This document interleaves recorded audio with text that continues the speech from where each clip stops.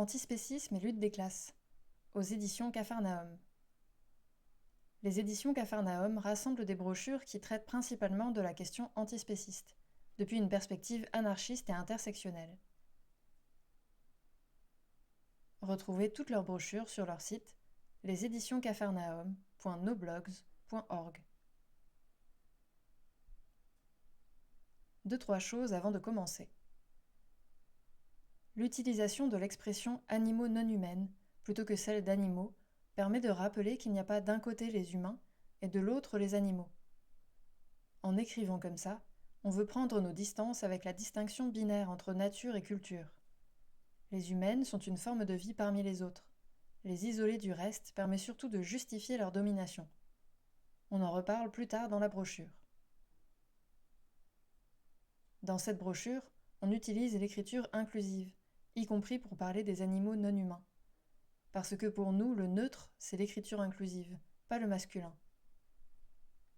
Pour cette version audio, j'ai essayé un maximum de respecter l'écriture inclusive telle qu'elle est utilisée à l'écrit. Lorsque l'inclusif de certains mots comme humain, humaine n'est pas très clair à l'oral, j'ai choisi d'alterner masculin et féminin. Le groupe qui a écrit la brochure est pour la plus grande partie de ses membres privilégiés du point de vue de la classe sociale. Petite bourgeoisie, classe moyenne, parfois avec un capital culturel important. Quasiment tous les membres du groupe ont fait, ou font, des études supérieures, finies ou non. Certaines d'entre nous bossent, mais personne n'est travailleuse d'abattoir. Pour la lecture en audio, j'ai choisi d'intégrer une partie des définitions données en fin de brochure au texte, lorsque cela ne me paraissait pas nuire à la fluidité d'écoute. Et si l'antispécisme c'était plus qu'un régime alimentaire ? Pas seulement une position morale, autre chose qu'une empathie de principe envers la souffrance. Et si c'était une critique radicale de l'organisation sociale qu'on subit au quotidien ?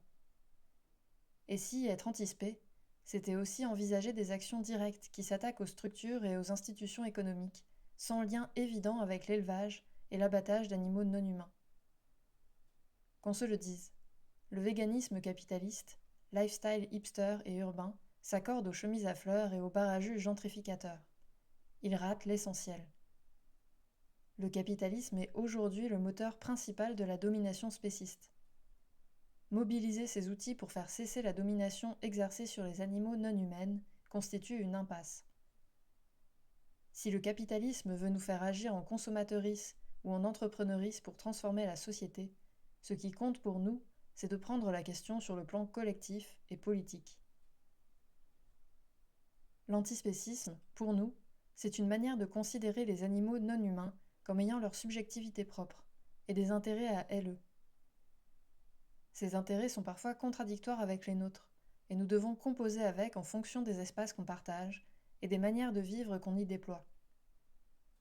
Pour nous, elles ne sont pas à notre disposition. Nous voulons penser politiquement nos relations avec elles, pour mettre en place une cohabitation débarrassée des rapports de domination produits par le système spéciste. L'antispécisme va avec l'anarchie, qui pour nous ne s'arrête pas à l'humanité. Le spécisme, pour nous, c'est le système de domination humain qui prend pour critère de discrimination l'espèce. L'appartenance d'un être à une autre espèce que l'espèce humaine justifie alors une domination, l'exercice d'un droit de vie ou de mort sur les groupes dominés, une appropriation de leur corps, de leur durée de vie, de leur destinée. Certaines antispécistes proposent alors un autre critère de discrimination, la sentience, c'est-à-dire la capacité pour un être vivant à ressentir les émotions, la douleur, le bien-être, à percevoir de façon subjective son environnement et ses expériences de vie, et donc à poursuivre le bien-être. Nous, on préfère penser qu'il n'y a pas de nécessité à hiérarchiser d'une autre manière le vivant, et que c'est plus intéressant de sortir de cette démarche anthropocentrique. Sans pour autant se servir de la sentience comme un critère de discrimination du vivant, on pense qu'on peut la conserver pour comprendre la spécificité et la manière de vivre de chaque groupe non humain, avec qui nous cohabitons, et avec qui nous avons donc des liens politiques. On en parlera plus précisément dans une prochaine brochure si on se motive. Actuellement, spécisme et capitalisme fonctionnent ensemble et se renforcent. Le spécisme permet au capitalisme d'exploiter les corps des animaux non humains, tandis que le capitalisme, pour le profit, pousse toujours plus loin cette exploitation et les rapports spécistes objectivants qui vont avec. En plus de ça, il s'approprie une partie du discours vegan, comme il s'approprie n'importe quel marché, en proposant des alternatives qui ne menacent pas l'ordre spéciste. Par exemple, les promesses cruelty-free de certains produits ne font que déplacer le problème. En plus de faire comme si l'enjeu c'était seulement les conditions de vie des animaux non humaines avant leur mort, et pas aussi leur mort en soi, produite industriellement, il invisibilise la cruauté exercée à l'encontre des travailleuses humaines. Un capitalisme sans cruauté, sans exploitation, c'est impossible. Marx, c'est le premier qui a théorisé la lutte des classes. Il part d'un constat. L'organisation capitaliste de l'économie divise la société en classes, dont les intérêts sont contraires et donc en conflit. La classe prolétaire, qui n'a pour elle que sa force de travail, parce qu'expropriée et dépossédée par le pouvoir capitaliste, et la classe bourgeoise, qui détient les moyens de production, machines, usines, capitaux économiques, et qui peut donc exploiter la force de travail des prolétaires. Alors que l'intérêt des prolétaires est de se libérer de la domination matérielle des bourgeois, l'intérêt des bourgeois est de faire du profit, et donc de maintenir l'aliénation des prolétaires par le travail, et de conserver leurs capitaux, en empêchant donc les prolétaires d'y avoir accès. Les bourgeois sont donc la minorité dominante de la société capitaliste, les possédants. Ils possèdent non seulement les capitaux économiques, c'est eux qui ont le plus d'argent et de biens matériels, mais sont également dominants culturellement. Ce sont eux, en tant que modèle social, car en haut de l'échelle, qui disent ce qui est beau ou pas, ce qui est de bon goût ou pas, ce qui est prestigieux ou pas, ce qui est moral ou pas. Leurs pratiques culturelles et sociales ne sont pas meilleures en soi. Simplement, ils ont les moyens de les imposer comme telles, de tracer les lignes des distinctions morales, esthétiques et culturelles de la société qu'ils régissent. Dans l'autre sens, c'est pareil. Tout un tas de pratiques culturelles sont dévalorisées parce que ce sont celles de groupes dominés, comme le rap, qui s'est longtemps fait taxer de sous-culture, avant d'être largement récupéré par des classes dominantes, et à partir de là, c'est devenu ok socialement d'écouter du rap. Quel rap, c'est une autre question. La hiérarchisation des pratiques culturelles d'une société se fait donc suivant son organisation économique et politique. Par la culture, plus que des pratiques ou des goûts, ce sont des groupes sociaux qui sont valorisés ou dévalorisés. On va le voir dans le cas des luttes véganes et antispécistes, cette question de distinction culturelle est très importante. Après, il faut avoir aussi en tête que Marx, c'est un vieux bonhomme. Il a genre 250 ans. Et entre-temps, quelques trucs ont changé. Durant la deuxième moitié du XXe siècle, la délocalisation de l'industrie dans des pays plus rentables parce que les gens y sont plus exploités, et l'expansion du secteur des services, genre les tafs qui produisent des services plus que des biens matériels, allant des assurances aux coupes de cheveux, en passant par les cours de pole dance ou la livraison, ont profondément transformé le travail, et donc l'organisation de la société telle que la décrivait Marx. Après, si la situation historique a effectivement changé, le bagage théorique de Marx est toujours pertinent pour appréhender comment le système productif détermine l'organisation de la société en classes. Il y a toujours une classe dominante bien identifiable, bien consciente d'elle-même. Les patrons des grandes entreprises, les politiciens, et bien organisés. De l'autre côté, c'est devenu moins évident, à cause de l'évolution du travail, et parce que c'est allé avec toute une propagande idéologique qui a malheureusement fait ses preuves, basée sur l'individualisme et le mérite. C'est le néolibéralisme. Tu galères, mais t'inquiète, si tu taffes 2 fois plus que les autres, t'auras peut-être la chance d'être le seul de tes potes en galère à accéder à une position sociale et économique confortable. Cimère. Dans cette articulation spécisme-capitalisme, des travailleuses humaines sont particulièrement impactées. C'est le cas par exemple dans les abattoirs, où le rythme et l'organisation du travail amènent des conséquences psychologiques et physiques désastreuses, notamment parce que l'objet du travail vit bel et bien, se défend. C'est parce que le spécisme et capitalisme ne fonctionnent que trop bien ensemble qu'il nous semble nécessaire de mener de front les luttes anticapitalistes et les luttes antispécistes. C'est en tout cas ce que ce texte essaiera de proposer. Bonne lecture ou bonne écoute. Cette brochure a été écrite à partir d'une rencontre sur le même thème, qui a réuni autour de 80 personnes selon les organisatrices, dans un squat d'organisation politique en Île-de-France. Les différentes parties de la brochure correspondent aux différents groupes de discussion qu'on a constitués sur le moment, en fonction des thèmes qui nous semblaient intéressants. On a ensuite développé les réflexions au sein de notre groupe, en les mettant en lien, etc. Mais la matière de base est donc largement collective.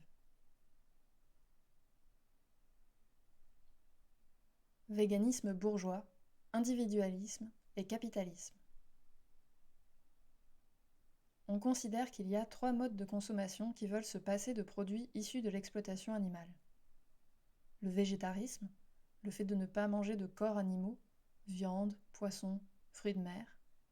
Le végétalisme, ne pas manger d'aliments d'origine animale, comme le fromage, les œufs, le miel. Et le véganisme, un mode de vie qui rassemble le fait de tenir un régime végétalien et de ne pas porter ou utiliser de produits issus de l'exploitation animale, comme le cuir ou des cosmétiques fabriqués à partir d'animaux. C'est souvent à partir de ces différentes pratiques que l'antispécisme est compris et discuté. Lorsque ces formes de consommation individuelle visent la pureté à tout prix, elles perdent leur potentiel politique et se retrouvent destinées à la bourgeoisie, s'intégrant très bien au système capitaliste. Comment distinguer, dans ces modes de consommation, l'intérêt qui est porté aux animaux non humains, et dont l'impact n'est cependant pas suffisant, et les effets de ces pratiques au sein des rapports de classe? Les pratiques alimentaires sont un outil de distinction de classe entre riches et pauvres. Le discours capitaliste présente le véganisme comme la manière principale d'agir dans les intérêts des animaux. En plus, il crée un rapport bourgeois au véganisme. Il fait croire que, par définition, le véganisme, comme d'autres rapports bourgeois à la bouffe, prend du temps, est cher, et que c'est un régime à choisir avant tout parce qu'il est bénéfique pour la planète, pour la santé, pour la nature. L'industrie alimentaire ne fait que chercher de nouveaux marchés, et les produits véganes en sont un. Même s'ils sont produits industriellement, les pubs les présentent comme raffinés, légers, diététiques, et ils sont destinés à un public ciblé, plus riche, afin de s'aménager de confortables marges. A l'inverse, les industries de la viande et du lait fonctionnent pour produire en masse de la nourriture à bas prix, destinée à un public plus populaire. De plus, ce marketing invisibilise l'existence de nombreuses autres cultures culinaires véganes et non occidentales. En vrai, ce sont seulement certains produits transformés véganes, commercialisés dans le but d'être achetés par des bourgeois, qui coûtent cher. Steaks végétaux de magasins bio, fromage de noix de cajou. On peut tout à fait se passer de ces produits et manger vegan pas cher, en ne prenant pas plus de temps à cuisiner. Par exemple, 1 kilo de lentilles plein de protéines coûte bien moins cher qu'1 kilo de viande. De manière générale, les céréales, pâtes, riz, avoine, les légumineuses, haricots, lentilles, pois chiches, et en moindre mesure les légumes, coûtent moins cher que les produits carnés et les produits laitiers, et ce sont les 3 éléments de base d'une alimentation végane sans carence. Si ce véganisme bourgeois coûte cher, c'est parce qu'il est majoritairement porté par des bourgeoises, et que les entreprises le destinent à une consommation bourgeoise. Malgré tout ça, et même si la cuisine végétalienne ne prend pas forcément plus de temps qu'une cuisine carnée, c'est vrai aussi que changer ses habitudes alimentaires, découvrir de nouvelles recettes et de nouvelles façons d'associer les aliments pour équilibrer ses repas requiert du temps, devant lequel nous ne sommes pas tous égaux. Dans le cadre capitaliste, le véganisme est donc bien souvent un outil de domination de classe, une manière pour certaines bourgeoises de se distinguer des prolétaires pour mettre en avant une sorte de pureté individuelle, une performance éthique personnelle valorisée socialement au sein de leur classe. Le véganisme devient alors un discours culpabilisateur, parce qu'il utilise les arguments antispécistes à des fins de domination de classe. La viande, c'est sale, c'est un truc de beauf qui a du cholestérol, c'est pas éthique. Les bourgeois reprennent des arguments qui sont parfois entendables.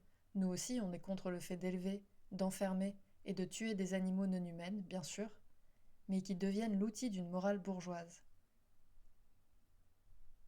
En plus de devenir une arme de mépris, le slogan Go Vegan, deviens vegan, ne prend pas non plus en compte les relations aux animaux non humaines et n'entreprend pas d'action de transformation du système de domination spéciste. Il dépolitise le rapport humain aux animaux non humains. Ces distinctions s'ancrent aussi dans l'espace. On peut presque parler de ségrégation géographique dans l'accès à la bouffe végane. Dans certaines zones des États-Unis, la viande est plus accessible et moins chère que les légumes. De la même manière, dans les déserts alimentaires, il est quasiment impossible de trouver des fruits et des légumes frais.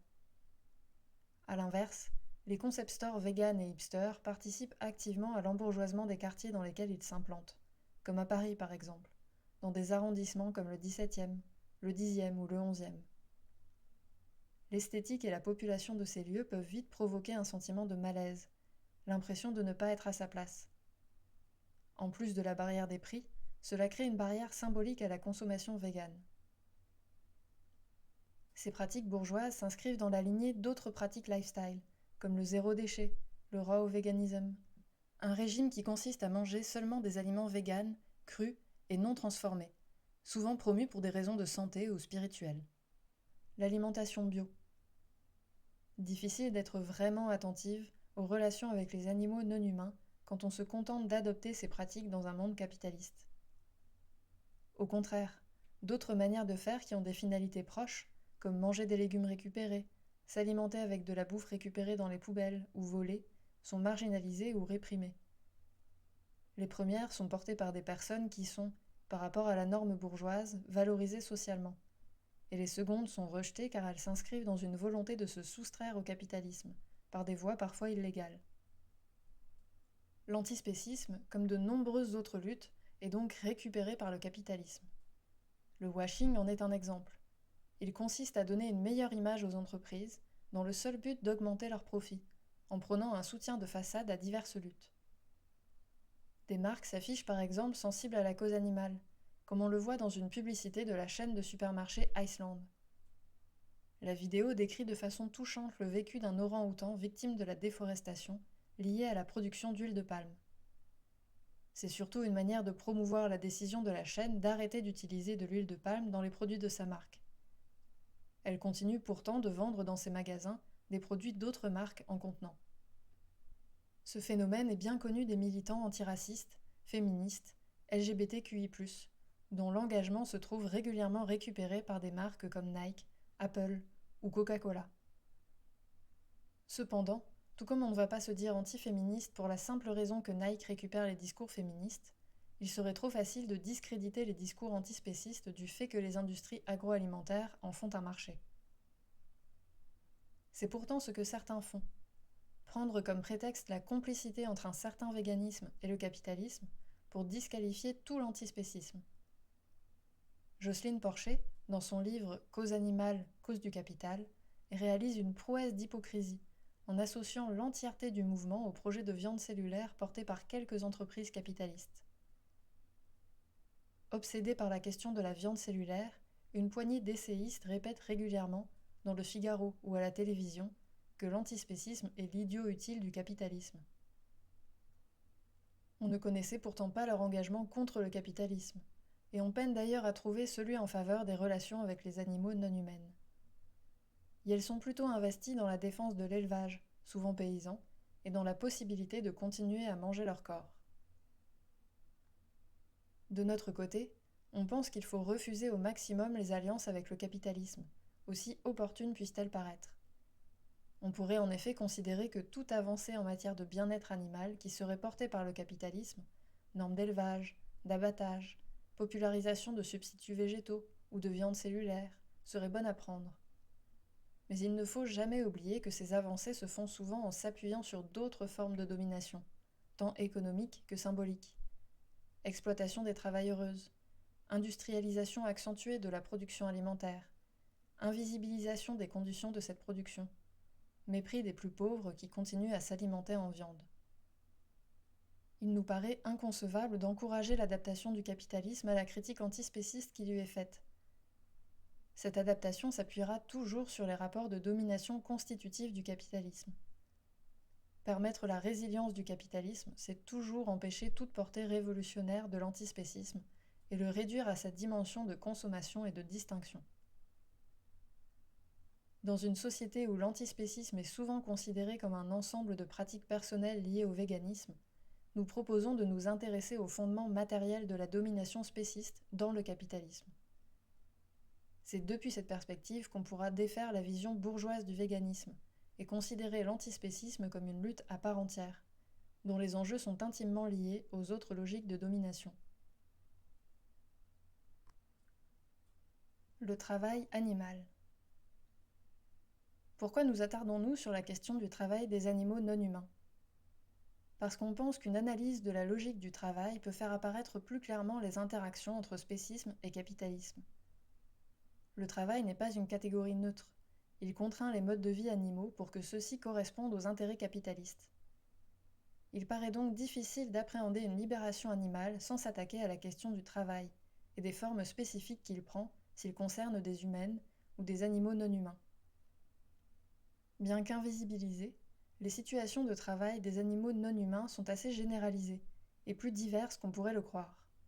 Chiens de sécurité, police montée, animaux reproducteurs, traction animale, animaux de zoo, etc. Mais au-delà de cette diversité, l'entièreté de ces travaux ont un point commun, l'instrumentalisation des animaux non humaines par les humaines, à des fins économiques. C'est ce que l'on peut appeler la mise au travail, la mobilisation des animaux non humains dans une logique qui consiste à tirer profit du monde vivant pour créer de la valeur. La valeur est définie ici ni comme l'argent, ni comme le projet. C'est plutôt la poursuite d'une certaine logique qui gouverne les activités humaines, qui fait qu'elles sont ce qu'elles sont. En gros, la valeur, c'est ce que poursuit le capitalisme. C'est celle qui, pour être générée, a besoin d'un travail toujours plus rentable, sinon celui-ci n'est plus viable. C'est logique, c'est celle qui vise à transformer de l'argent en plus d'argent, et ce en passant par la marchandise, le fait de vendre. Du coup, c'est une sorte de fiction, parce qu'elle n'a pas d'expérience empirique et ou sensible. Pourtant, cette fiction dicte la façon dont toutes les activités se poursuivent. Le travail et l'argent permettent de tenir cette fiction, parce qu'ils ont le pouvoir de rendre abstrait ce qui est concret. Cette mise au travail est double. D'une part, l'exploitation de la force de travail des animaux non humaines, par la traction animale, la balade en chameau, le travail de gardiennage. D'autre part, l'appropriation des corps, par leur achat, leur production, leur vente, mais aussi par des pratiques comme l'insémination artificielle et la reproduction forcée. La particularité du travail des animaux non humains est qu'il est invisibilisé et gratuit, contrairement au travail salarié humain. Pour le comprendre, il est intéressant de faire le parallèle avec le travail domestique féminin, lui aussi considéré comme une évidence naturelle et donc non rémunéré. Il serait alors dans la nature des animaux non humains, comme des femmes, d'être assignés à certaines tâches, sans contrepartie ni reconnaissance. Des corps vivants d'animaux non humains sont ainsi enfermés par la machinerie capitaliste de mise au travail, appropriés et exploités gratuitement. Nos relations aux animaux non humaines sont donc aliénées par le capitalisme, et cette aliénation nous empêche d'envisager des relations où chaque espèce est libre d'être au monde selon sa spécificité. Nous utilisons le terme aliéné dans un sens marxiste. En ce sens, cette expression désigne le processus par lequel un individu, un sujet ou une relation est soumise à des logiques qui ne servent pas ses intérêts propres, voire qui les desservent fondamentalement. Alors, comment remettre au centre la question de nos relations aux animaux non humains, de façon à ce que leur vie ne soit pas entièrement déterminée par la quête de profit ? Dans le cadre économique actuel, les éleveuses qui retournent à la terre, de façon à en prendre soin, et qui élèvent des troupeaux en essayant d'intégrer des questions de bien-être animal, maintiennent en fin de compte les animaux non humains dans une position de subordination face au capitalisme. Dans ce cadre, les éleveuses n'ont pas une grande marge de manœuvre. En effet, cette relation a principalement pour objet la vente des corps animaux pour leur chair. Toute tentative d'améliorer le bien-être des animaux non humains n'est alors qu'un aménagement de la relation spéciste, où les intérêts fondamentaux des animaux non humains sont niés. Le destin des animaux non humains reste déterminé par des logiques productivistes, ce qui rend impossible la liberté des êtres et des rapports entre animaux humains et non humains, comme on le voit chez certaines éleveuses de vaches en plein air, qui déterminent d'office la date de mise à mort de ce qu'elles considèrent comme leurs vaches. On retrouve ici des logiques similaires à celles qu'on peut voir dans le travail strictement humain. Le patronat agit comme s'il avait à cœur de collaborer avec les travailleuses, en leur promettant des améliorations de conditions de travail.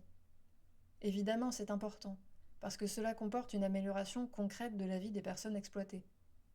Mais en fin de compte, améliorer les conditions de travail, c'est ne pas remettre en cause le fondement même du travail, de l'exploitation, de l'appropriation. De la même manière, l'aménagement des cages et la liberté du pâturage est largement insuffisante. Il faut voir dans quelle mesure on peut transformer les relations entre humaines et non-humains pour que les animaux non-humains, aujourd'hui mis au travail, puissent réellement faire communauté politique avec nous. Dès lors, la question qui se pose à nous est la suivante. Comment envisager des relations aux animaux non-humains en dehors des systèmes d'exploitation et d'appropriation capitalistes, pour appréhender une cohabitation qui prenne pleinement en compte les différentes manières d'exister d'une multitude d'espèces différentes? Il nous apparaît nécessaire, tout d'abord, de sortir de la surdomestication, situation où l'espèce humaine a enlevé toute possibilité d'autonomie aux animaux non humains. Et elles y perdent leur aptitude à se défendre, à trouver de la nourriture, à se reproduire. Cela ne veut pas dire qu'on ne veut pas nouer de relations de protection ou de care interespèces, mais qu'amené à un certain stade de dépendance, ça devient de l'aliénation. Par exemple, suite à des siècles de surdomestication dans l'optique de faciliter le contrôle humain sur les brebis, ces dernières sont rendues aujourd'hui, pour la plupart, incapables de fuir le loup. Pourtant, leurs ancêtres les mouflons n'avaient aucunement besoin de chiens ou de bergers pour se protéger des prédateurs. Chez certaines vaches, des problèmes physiques amènent à ce qu'elles ne puissent plus qu'accoucher par césarienne, les veaux étant bien trop gros pour sortir par voie naturelle. Avoir discuté de la relation aux animaux non humaines comme celle d'une relation de travail nous permet de déjouer l'idée selon laquelle éleveuses et animaux non humains sont liés par un contrat domestique. Le contrat domestique est l'idée qu'il existe une relation mutuellement bénéfique entre éleveuses et animaux non humains, et qu'en échange de soins, les animaux non humains donnent leur vie aux éleveuses. Cette naturalisation et idéalisation de l'élevage ne s'intéresse pas aux rapports de pouvoir qui existent dans les relations entre humaines et animaux non humains. Au contraire, l'idée de contrat domestique naturalise l'ordre établi et tente de le justifier. Invoquer l'idée de contrat domestique, c'est nier que les animaux non humains servent en premier lieu les intérêts économiques des éleveuses, dont nous avons dit qu'elles étaient elles-mêmes contraintes par la logique de la valeur, et qu'au sein de cette logique, les animaux non humains occupent une place de propriété, c'est-à-dire qu'elles sont soumis, dans le droit, au régime des biens et donc à l'arbitraire de leurs possesseuses. C'est plus facile à dire qu'à faire, mais il nous paraît essentiel que dans un monde post-capitaliste, les relations avec les animaux non humains ne soient pas façonnées par le travail de celles-ci. Il n'y aurait alors pas de production de valeur, ni d'exploitation ou d'appropriation. C'est sous le prisme de la liberté et de l'autonomie que nous voulons considérer les relations aux animaux non humaines hors du capitalisme. Dans cette perspective, la question du travail des humaines est également importante, et particulièrement celles qui travaillent dans ce qu'on appelle, dans cette brochure, les métiers du spécisme.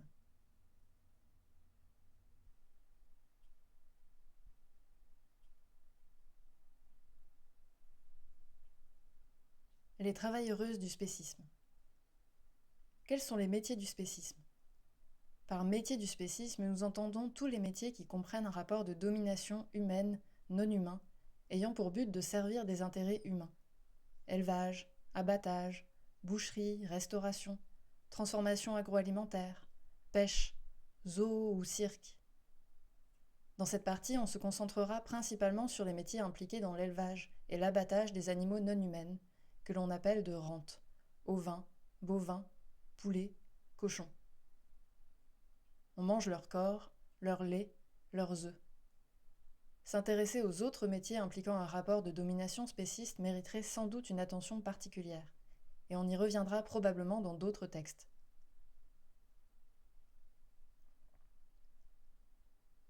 Le travail en abattoir. De quoi parle-t-on lorsqu'on évoque les conditions de travail chez celles qui produisent la viande que nous consommons ? Nous nous appuyons ici sur le cas des ouvrières, des abattoirs, décrits dans Steak Machine, enquête menée par un journaliste ayant travaillé dans un abattoir industriel en Bretagne. Nous pensons qu'il est important de comprendre les conditions dans lesquelles est produite la viande, pas seulement du point de vue des horreurs qui sont perpétrées dans les abattoirs envers les animaux non humains, mais aussi parce que les travailleuses d'abattoirs subissent une forme particulièrement hardcore de travail capitaliste, ce qui rend d'autant plus nécessaire le fait d'intégrer une perspective anticapitaliste à la lutte antispéciste. L'abattoir est une institution peu connue de notre société, alors qu'elle est l'une des premières à avoir expérimenté la production à la chaîne, et qu'elle a inspiré Henry Ford pour sa production automobile au début du XXe siècle. Connaître le travail dans un abattoir, c'est pouvoir lier le destin de milliards d'animaux non humains, mais aussi de millions de travailleuses, avec le fonctionnement général du capitalisme industriel. Le rapport Stivad, qui s'intéresse aux conditions de travail et à la santé des travailleuses dans l'industrie de la viande, est sans appel. 89% des hommes et 92% des femmes travaillant dans les abattoirs souffrent de troubles musculo-squelettiques, TMS, douleurs aux articulations, tendinite, canal carpien. L'exposition à l'humidité et à la saleté provoque également des épisodes récurrents de toux et de vomissements. D'une manière générale, la cadence extrêmement élevée est la cause d'une importante détérioration de la santé des travailleuses. Mal de dos, taux de cancer élevé, consommation importante de drogue et d'alcool pour pouvoir mieux supporter cette violence. L'un d'entre elles souligne dans Steak Machine que le chronomètre est omnipotent. Le management par la pression et la compétition entre les travailleuses engendre un stress important et rend les emplois très précaires. L'organisation tayloriste, c'est-à-dire à la chaîne et chronométrée, et néolibérale du travail, est donc, dans le cas des abattoirs, particulièrement aboutie, particulièrement destructrice. Beaucoup soulignent que la majeure partie de l'activité n'est pas montrable, et que toutes les ouvrières ne sont pas capables de travailler à la tuerie. Dans l'abattoir sur lequel enquête l'auteur de Steak Machine, par exemple, la tuerie est cachée par des cloisons, ce qui correspond à la dynamique générale d'invisibilisation de la violence des abattoirs. Progressivement écartés des centres-villes et enfermés dans des hangars au cours des XIXe et XXe siècles, la mise à mort des animaux non humains est ainsi occultée de manière croissante. La violence du travail en abattoir est le résultat d'une contradiction fondamentale entre deux choses. D'un côté, la volonté d'humaniser, rendre moins brutale la mise à mort des animaux non humains, allant avec le mythe de l'épanouissement au travail, et de l'autre, le maintien d'une violence spéciste bien réelle, affinée par des mécanismes techniques censés mettre à distance les animaux non humains des travailleuses, ces dernières étant exploitées pour le profit d'une industrie qui se cache de plus en plus, et se défend contre celles qui veulent dénoncer sa réalité. En gros, si l'évolution technique du travail d'abattage a rendu ce dernier moins engageant physiquement, plus net et moderne, aussi moralement, elle a surtout permis d'accentuer les cadences, en rendant le rythme des ouvrières toujours plus automatique, répétitif, et dont le rythme est difficile à suivre. Le travail dépossède de la question du spécisme.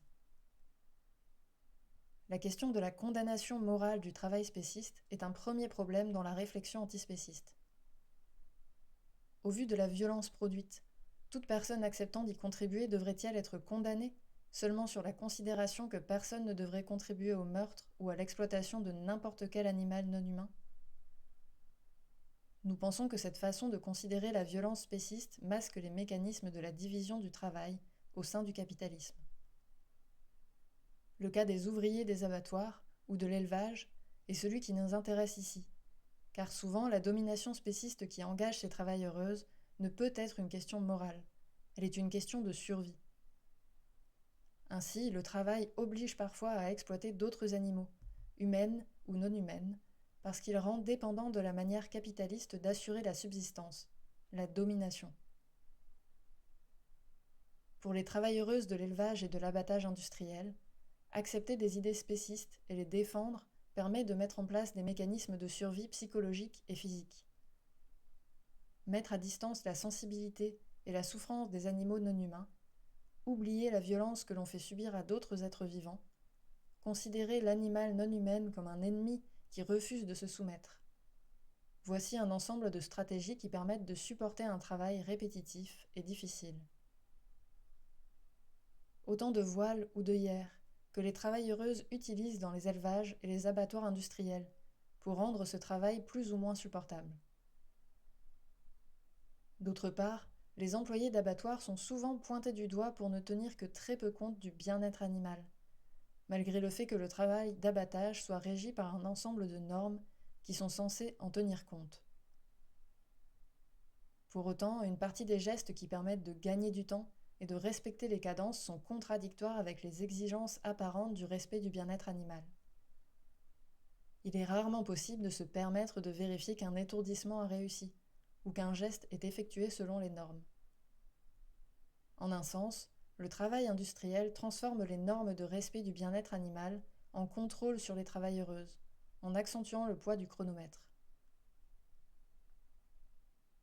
De plus, ce rapport au travail entraîne une professionnalisation des rapports aux animaux non humains, ce qui dépossède activement la population de la manière dont celles-ci sont traitées, et peut donc empêcher la réflexion de chacun une sur le sort de ces animaux non humains. On entend par exemple souvent que la sensibilité à la souffrance animale serait un fait urbain, détaché des réalités concrètes de la vie et du travail en milieu rural.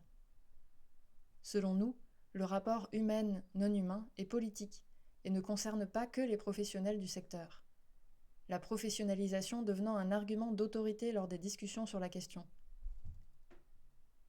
Cette dépossession est plutôt le fait des groupes de pression, syndicats d'éleveuses et de patrons d'abattoirs, que des travailleuses elles-mêmes. Étant donné ce que produit psychologiquement et physiquement ce croisement infernal entre traitement spéciste des animaux non humains et logique de rentabilité, les travailleuses sont à notre sens des alliés potentiels avec qui s'organiser pour lutter contre les industries spécistes.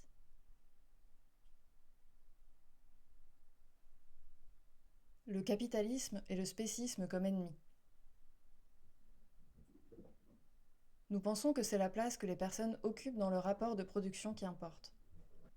Par exemple, la différence est immense entre un patron d'une multinationale et une ouvrière d'abattoir. Selon cette idée, il faudrait dépasser la seule condamnation morale concernant le spécisme et plutôt penser la dépossession face au capitalisme. Le travailleuse, en s'intégrant à sa production, n'a pas de pouvoir sur l'organisation de la production, mais se contente de louer sa force de travail au service du profit. La responsabilité morale de telle ou telle activité de production ne concerne pas de la même façon toutes les parties prenantes, mais pèse sur celles qui ont le pouvoir d'influencer les conditions de la production, les capitalistes. La responsabilité vis-à-vis du spécisme est tout à fait différente quand il y a un intérêt à le reproduire pour garder ses privilèges, économiques, marchands. Ces personnes, ou grandes entreprises, ne sont pas disposées à faire changer la production, puisque ce n'est pas dans leurs intérêts. Ces intérêts sont d'ailleurs collectifs et n'autorisent aucun changement éthique de la part d'un capitaliste isolé. Il est dans l'intérêt de classe de celles qui exploitent de réduire les coûts du travail, les salaires, la protection sociale, et d'augmenter les profits. Dans le jeu de la concurrence, le changement ne peut provenir que par une opportunité marchande. Sortir du spécisme avec l'aide des capitalistes se fera donc toujours par la possibilité d'engranger un profit plus grand sur le travail d'humain. Voulons-nous sacrifier une lutte pour une autre ? Nous pouvons en déduire que, quand on parle des métiers du spécisme, il y a bien deux rapports de domination distincts, qui sont relativement autonomes l'un par rapport à l'autre. Dans un travail spéciste se lie la domination spéciste, travailleuse humaine ayant accepté la légitimité de la domination humaine sur les animaux non humains, et la domination capitaliste des rapports de classe, à quel point le travail est subi, imposé par une organisation sociale qui pose le travail, y compris injustes ou inutiles, comme condition nécessaire à une vie décente. La lutte contre seulement l'une ou l'autre de ces dominations n'est pas suffisante pour nous.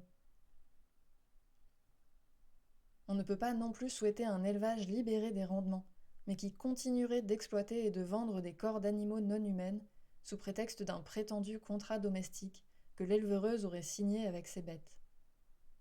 On sortirait des logiques capitalistes, mais pas du tout des logiques spécistes. La lutte contre chacun de ces systèmes de domination séparément est insuffisante pour nous, et il nous semble nécessaire de les lier.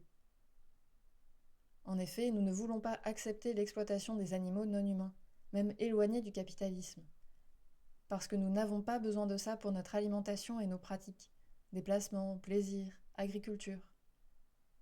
S'il est si difficile pour de nombreuses personnes de se détacher de l'exploitation des animaux non humaines, ce n'est pas uniquement parce que ces personnes sont fondamentalement spécistes. C'est plutôt que, dans le monde capitaliste, nous dépendons du travail, et que celui-ci est intimement lié à l'exploitation des animaux non humaines. Face à un tel constat, que faire pour allier antispécisme et anticapitalisme ? De nombreux groupes antispécistes se sont introduits dans les abattoirs pour documenter les conditions dans lesquelles vivent et meurent les animaux non humains. Bien que ces actions aient été très utiles pour sensibiliser aux enjeux de traitement des animaux non humains, elles rencontrent les limites posées par le capitalisme. Ni les prises de conscience, les alertes à l'opinion, ni même les injonctions à consommer mieux ou à formuler des demandes aux entreprises ne semblent pouvoir changer les rapports matériels à l'origine de l'exploitation. Nous pensons que l'une des questions à poser serait plutôt celle-ci. Comment créer des alliances et des structures capables de mettre matériellement à mal l'industrie spéciste ? De nombreuses idées et perspectives sont encore à créer. Des grèves pourraient être menées avec les travailleuses, dont l'horizon serait la fin de l'exploitation, pendant lesquelles on pourrait envisager d'autres pratiques de subsistance et d'autres relations aux animaux non humaines. Les humains et les animaux non humains seraient ainsi libérés de l'aliénation propre au travail capitaliste. Lutter contre le spécisme, c'est donc lutter contre le capitalisme, car c'est remettre en cause le système de pensée à l'origine de la valeur des choses et des êtres. C'est par exemple considérer une vache non plus selon sa capacité à produire une quantité donnée de lait, ça c'est une valeur extérieure à la vache, mais selon son existence en tant que telle, pour elle-même, suivant ses propres réalités et sa propre subjectivité. La considérer hors de logique marchande, c'est déjà remettre en cause fondamentalement les logiques capitalistes qui déterminent le regard spéciste que l'on porte sur les animaux non humains.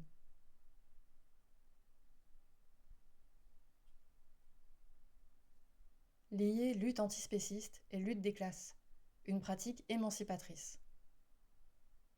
Comment faire donc pour que la question végane ne soit pas qu'une question de bourgeoise, réappropriée par le capitalisme d'un côté, à travers l'industrie végane, et par ses consommatrices de l'autre, pour servir une distinction sociale entre celles qui sont pures et celles qui ne le sont pas. En d'autres termes, comment faire des luttes antispécistes un espace qui articule une diversité de vécus de classe et de rapports au monde, plus ou moins marqués par les inégalités économiques et sociales. L'antispécisme est un espace de lutte peu mixte du point de vue de la classe sociale. Les personnes qui s'y engagent proviennent, de nos expériences et connaissances, majoritairement de milieux privilégiés, favorisant le fait de libérer du temps pour réfléchir, s'informer et lutter en faveur de la libération animale. Posé comme ça, ce constat pourrait amener à penser deux choses. Que les humaines n'ont globalement pas d'intérêt matériel à lutter contre le spécisme, et qu'en conséquence, seules celles qui ont le temps de lutter, comme par altruisme, pour d'autres qu'elles-mêmes, peuvent le faire. Malgré l'état de fait actuel concernant la composition du milieu militant antispéciste, est-ce que les groupes humains n'auraient pas en fait intérêt à lutter contre le spécisme ? Pour nous, il y a une sorte de premier mouvement à commencer, interne à l'antispécisme, qui consisterait à caractériser l'antispécisme suivant un positionnement politique intersectionnel, d'effet de l'empreinte bourgeoise qui le suit trop souvent. Il ne s'agit pas que de défendre les animaux parce que c'est bien, moralement bien, selon une morale bourgeoise. Encore moins de blâmer la consommation de viande parce que c'est mal. Il s'agirait plutôt de défaire un système de domination basé sur ce qu'on appelle l'espèce, touchant premièrement aux animaux non humains, mais s'étendant aussi à des groupes humains.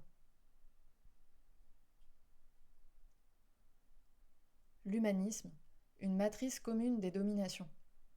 La création de l'humanité en opposition à l'animalité et l'animalisation des classes populaires. Même si ça nous paraît difficile de trouver une cause unique au système d'oppression qui structure la société dans laquelle on vit, ici on parle de la société française actuelle en tant que société occidentale du XXIe siècle, l'idéologie humaniste qui a vu le jour aux environs du XVIe siècle en Europe paraît être un moment de la modernité qui a légitimé et permis beaucoup des systèmes de domination tels qu'on les connaît aujourd'hui. Définir l'humanité en opposition à l'animalité, et ce depuis une position de domination blanche, cis, hétéro, masculine, valide, etc., c'est en fait mettre au point un critère à partir duquel juger celles des vivantes qui font partie de la catégorie des humains et celles qui, d'une certaine manière, ne le méritent pas. C'est mettre au point une définition exclusive de l'humanité, qui du coup exclut une partie considérable des vivants. Selon les différents moments de l'histoire, les femmes, les personnes non blanches, les personnes non cisgenres ou non hétéros, les personnes non valides, les prolétaires. La preuve, on a tous en tête des insultes racistes, sexistes, homophobes, validistes, classistes, qui renvoient les personnes appartenant à des catégories dominées de genre, de classe, de race, etc., à l'animalité. En fait, on dirait qu'avec l'humanisme, l'animalité est devenue une sorte de repoussoir, la catégorie du vivant à laquelle il ne faut surtout pas appartenir. Avec l'animalité, un critère de hiérarchisation et donc de discrimination entre les personnes humaines est mis au point. Mais du même coup, les animaux non humains sont elles aussi animalisés.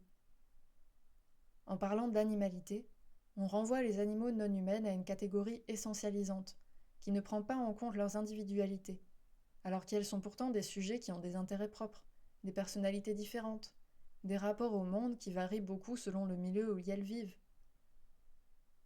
En effet, il n'y a pas une animalité, mais une immense diversité de vivantes.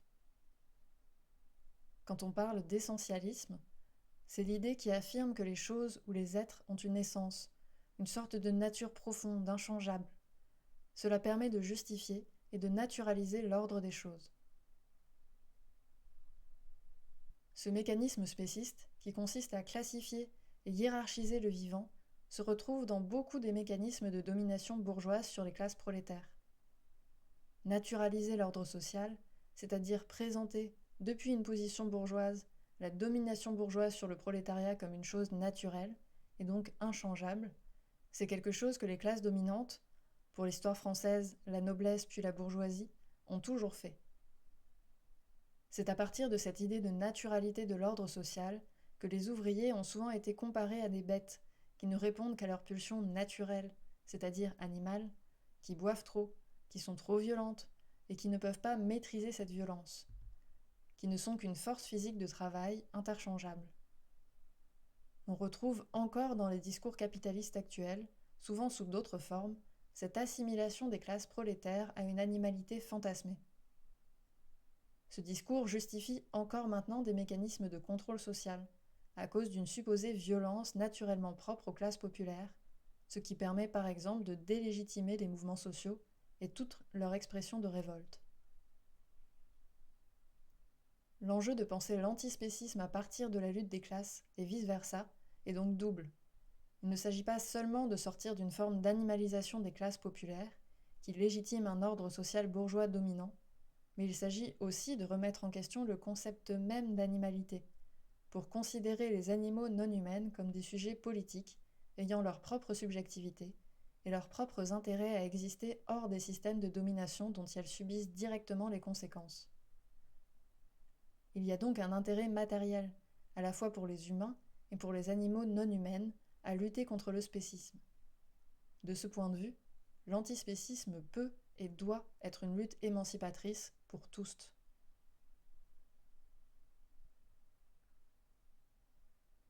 Mettre en intersection les divers antispécismes, une pratique transclasse.